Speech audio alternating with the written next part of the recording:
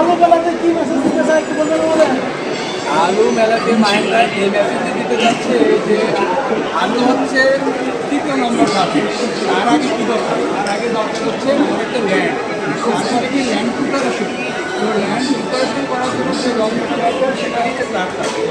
এই মাহিন্দ্রা ট্রাক্টর এবং জয়নিবেটারের মাধ্যমে আপনারা আমাদের এই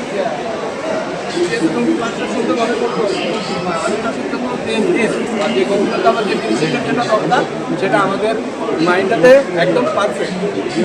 এটাই হচ্ছে মেন বৈশিষ্ট্য। পাশাপাশি এ তো গেল হচ্ছে আলুর প্রথম ধাপ। তারপরে হচ্ছে কি প্লান্টেশন। প্লান্টেশন জন্য আমাদের আলুর পটেটো প্লান্টার আছে, এবার হারভেস্টারের জন্য আছে পটেটো ডিগার।